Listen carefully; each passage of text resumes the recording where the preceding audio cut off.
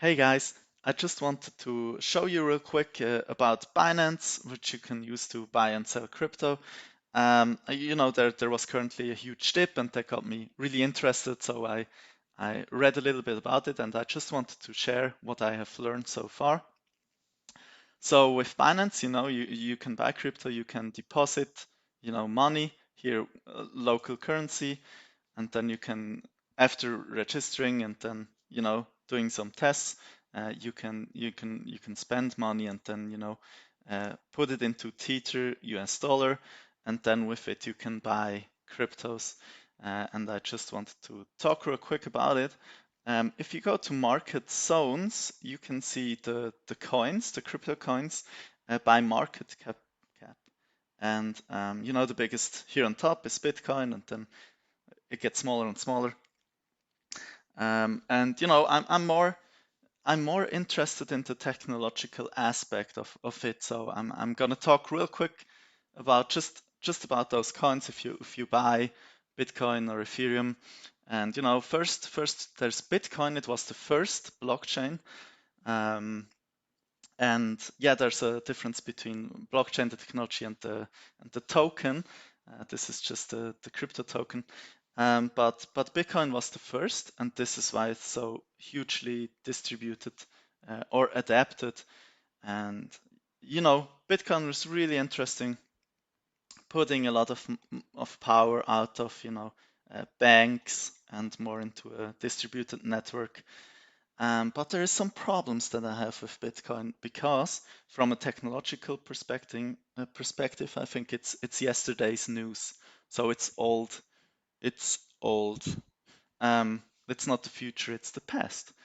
And Bitcoin had a lot of problems.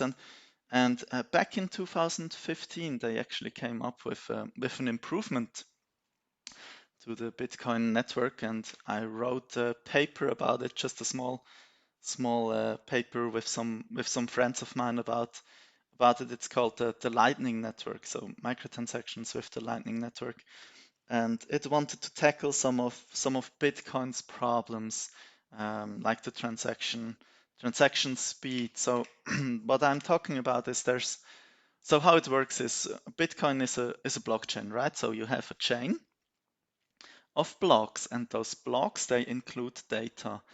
And then you have those nodes or those miners. And what happens is those miners, if they are able to insert a block into the blockchain, which takes computational resources, they are rewarded. And so they're all mining to get bitcoins. And so that was back in 2017, right? But it took the network around 10 minutes for each block to insert a new block, because you can just imagine you have all those miners and they're all competing to insert the block, and whoever can insert the block is the one that solves the cryptographic problem first. And it's proof of work, and it's a huge, I have a problem with this concept because people started buying all those, powerful machines and, going into pools, and all those machines are simultaneously computing, but only the one that solves the problem gets to insert a block, and all the others wasted computational resources. Like, there's so much computational resource waste because of this principle. And I'm going to talk later about another principle that solves this problem, very easily. But back to this problem, it took 10 minutes to insert the block. So if you made a transaction, it took at least 10 minutes until your transaction was actually secured in the blockchain. And I say secured because it takes a while. There's a consensus algorithm too, and it takes a while to distribute it. So you needed to wait actually some more blocks until you knew that it was really, safe in there in the blockchain and nobody can alter it anymore. So for a really safe transaction, you needed to wait a few blocks, so let's say at least 30 minutes or something. And we wanted to use Bitcoin at university to pay for lunch, but transaction fees are high and waiting times are too long. So the Lightning Network actually wanted to solve it with having super fast transactions, especially also for little money transactions. And we wrote about it here in 2017 and included some graphics too, how it all works. But I just checked, and this is fairly recent, and they said it's Fred to announce the integration of the Bitcoin Lightning Network as a second layer scaling solution based on the Bitcoin blockchain in the coming quarter. So this is from 2015 and it still is not integrated. Yeah, blows my mind. I don't know. I don't know what was the hold up for those 6 years. Anyway, that's just Bitcoin. Those are my problems with Bitcoin. I think it's old news. It's not the future at all. So then there's Ethereum. What they did is mainly uh, that they added, a blockchain with smart contracts, heavy focus on smart contracts, where you could, write applications. You could write out smart contracts. You could create online organizations that are governed by algorithms and are, don't belong to anyone and are governed by votes of the community, so to say. So yeah, those are big too, and they will actually get an update, and I will talk about it as well. But currently they're also proof of stake. No, they're currently also proof of work, but they will change. Then we have that USDT, that's Tether. What it is a stable coin, so it should always be for the price of $1 and not really go up and down, because it's made as a stable coin, not for you to profit from it, or maybe you can, but it's more like a stable coin to buy those other bitcoins which fluctuate a lot. Then we have BNB, that's a coin from Binance itself. And then we have ADA, that's my favorite one. It's the Cardano network. I'm talking about technological perspectives here, but it's a third generation blockchain. So instead of Bitcoin needing updates and improvements, it already took what it learned. They already took what they learned from the other blockchains and already integrated it into one, or are in the process of integrating it all. Um, there's I really like their concepts. Um, well, the first big thing is they're not proof of work, they're proof of stake. So you have, those miners, um, they don't need really computational resources, but they need to prove that they have the finances. So how it works is, if you have ADA, you can simply stake it in one of their miners. So you just say, for a period of time, I give my cryptocurrency to this miner, and you can't lose your money. That will be transferred back to you, but you can get rewards, because if that mining stake pool gets a slot to insert, they're also rewarded. And so what happens is, the algorithm chooses one miner, and that miner then computes the block and inserts it. So there isn't that huge computational waste of everybody's just calculating the whole time, but only uh, one can actually use it. And it doesn't really take much resources. For example, like this guy, he used Raspberry Pis, or he is using Raspberry Pis, and he made this GitHub repo where he shows you how to install it on a Raspberry Pi and use a Raspberry Pi to mine, because it doesn't take much computational resources. It takes stake, and I really like that concept, way better than Bitcoin. And Ethereum now is also changing to that model, to proof of stake. Then they have other cool technological concepts like the treasury. So what happens is from all the transaction fees, always a small part of it goes into the treasury, which is a wallet owned by the blockchain itself. So not owned by anyone, but belongs to the blockchain. And there's a lot of money getting on there. And now what happens is if you want to improve the blockchain, spend developing time to improve the blockchain itself, you can write the concept and then put it up, and then the community of Cardano can vote for a project, and the project with the most votes just gets funding from the treasury. And I really like this concept. It's an inbuilt mechanism that the network gets improved constantly.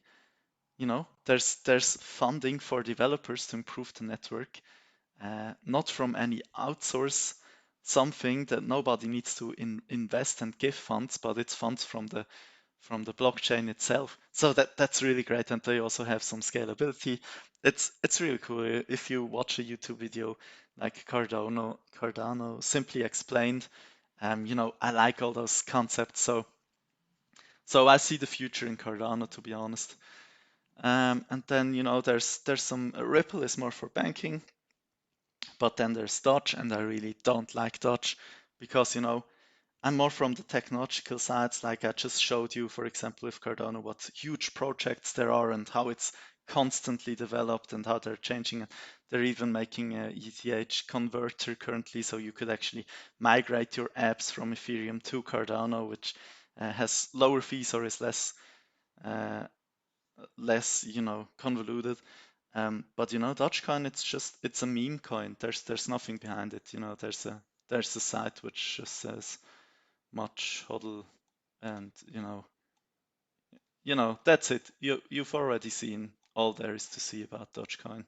There's nothing behind it. Like there's no project being developed. There's nothing generating value.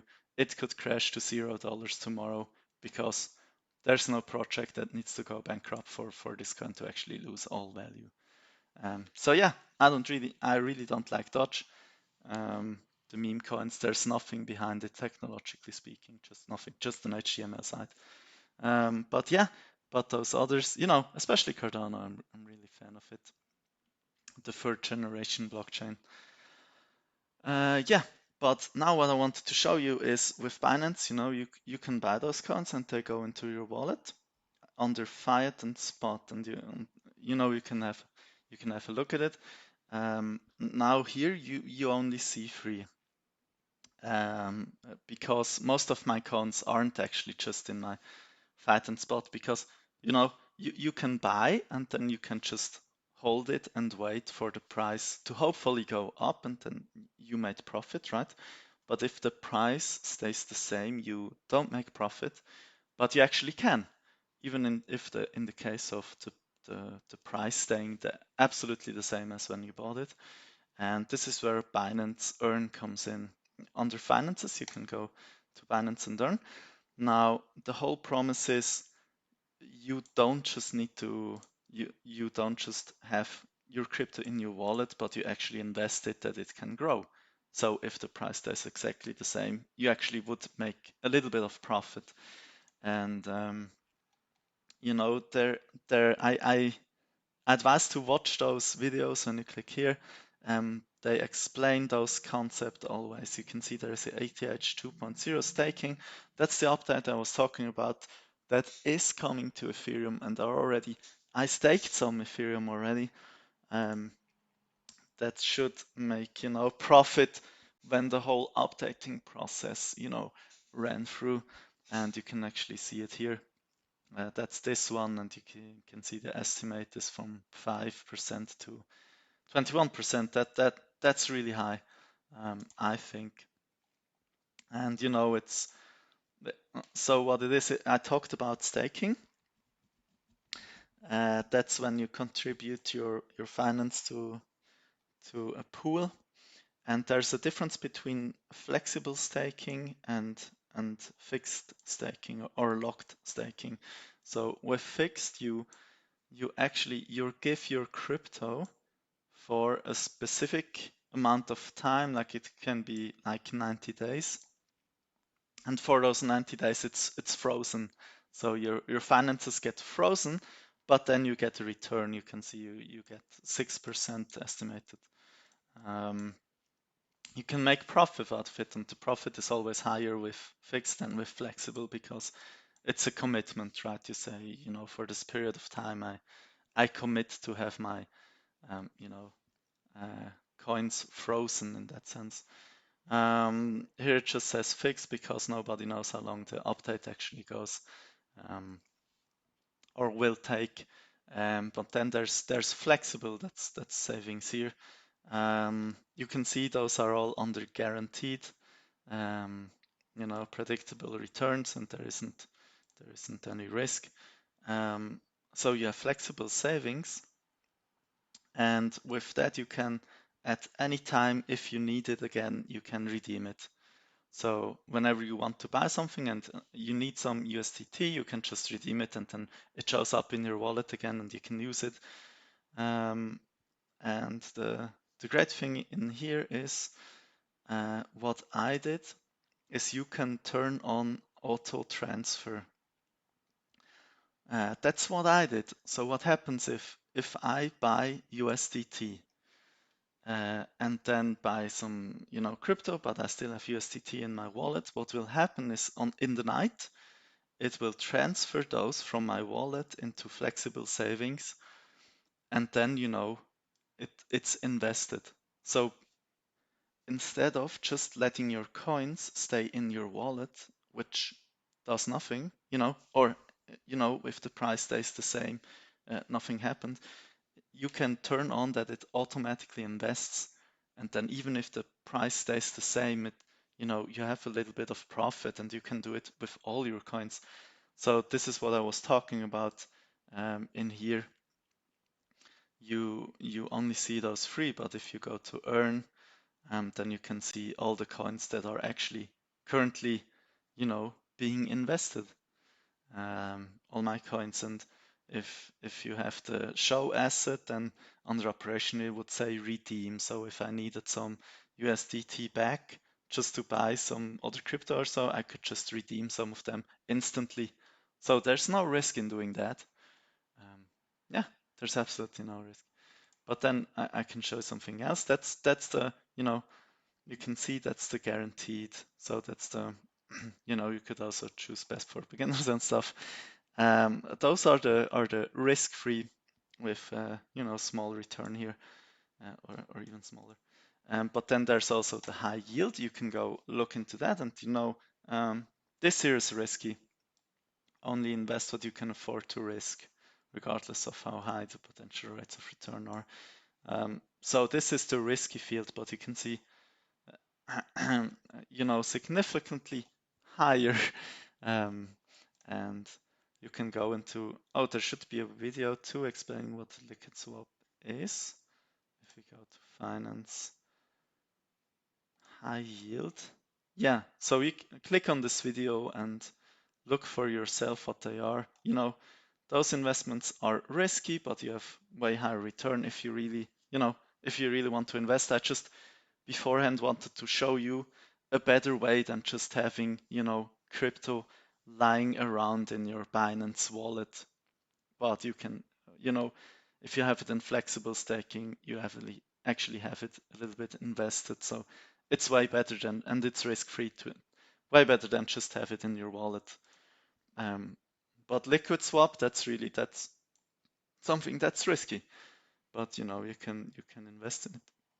For example, ADA to USDT. I think I invested in RAM. I invested in here a little bit too. Of course, something I could lose. I chose one that was, really high, and then I added liquidity, and then I also used stablecoin. It doesn't show here, but I also invested in USDT to DAI, and there it doesn't show the stablecoin here, but there was a button, and those are a little bit less risky. So yeah, that's what I wanted to show real quick about Binance, how you can also invest a little bit, but especially, a better way than just having crypto lying around in your wallet, that you also, put it in flexible staking. So you can redeem it at any time. There's no risk. You can watch the video to it explaining it. And even if the price stays the same after a year, you have some profit. So I can just let it rest for a year, and even if the price stays the same, I should have a little bit profit. So yeah, I also talked a little bit about the technological perspectives, because that's the fascinating part of me for me. And yeah, thank you for watching. I hope it helped a little bit.